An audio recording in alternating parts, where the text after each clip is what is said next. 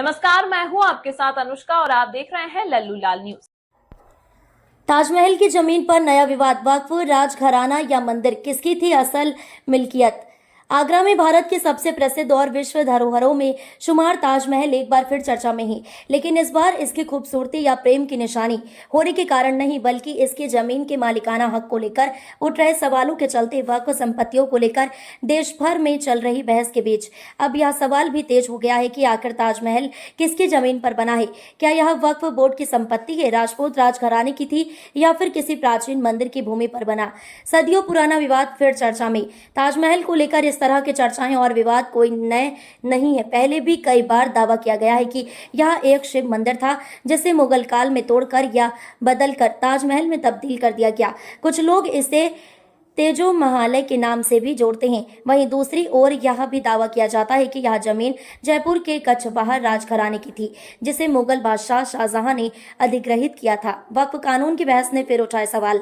हाल ही में वक्फ संपत्तियों को लेकर देश भर में चर्चा शुरू हुई है। लखनऊ के राजभवन से लेकर कई नामचीन इमारतों तक पर वक्फ का दावा किया जा रहा है। इसी बहस के बीच अब यह सवाल भी सामने आया है कि क्या ताजमहल की जमीन भी वक्फ की थी? क्या कहती है ऐतिहासिक किताबें?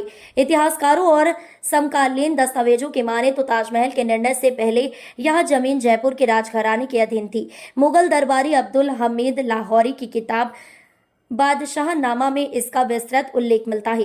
इस विवरण के अनुसार शाहजहां को यमुना के किनारे की यह जमीन पसंद आ गई थी और उसने राजा जय सिंह से यह जमीन ले ली थी। इस तथ्य की पुष्टि 17वीं सदी के अन्य ऐतिहासिक दस्तावेजों में भी होती है।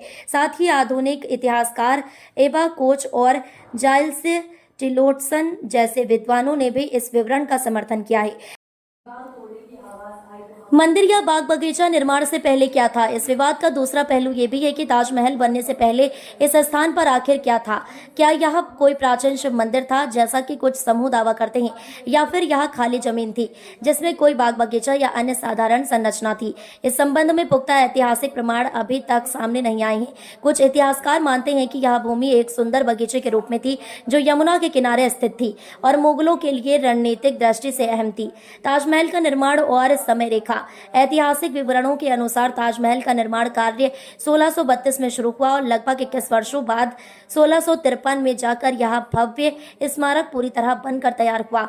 यह स्मारक आज भी प्रेम, वास्तुकला और कला का एक बेजोड़ उदाहरण माना जाता है। लेकिन ताजमहल को लेकर विवाद खत्म होने का नाम नहीं ले रहा है।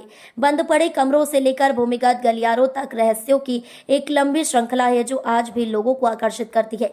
सवाल अभी भी बाकी है। ताजमहल की जमीन को लेकर भले ही ऐतिहासिक दस्तावेज को स्पष्ट संकेत देते हों, लेकिन विभिन्न वर्गों द्वारा समय समय पर किए गए दावों ने इस मुद्दे को लगातार विवादास्पद बनाए रखा है। क्या वाकई यह जमीन वक्फ की थी? क्या वास्तव में यह किसी मंदिर की संरचना पर बना है, या फिर यह एक राजसी समझौते के तहत दी गई भूमि थी? वीडियो को ज्यादा से ज्यादा शेयर करें, लाइक करें और चैनल को सब्सक्राइब करें ताकि हर खबर आप तक सीधे पहुंच सके।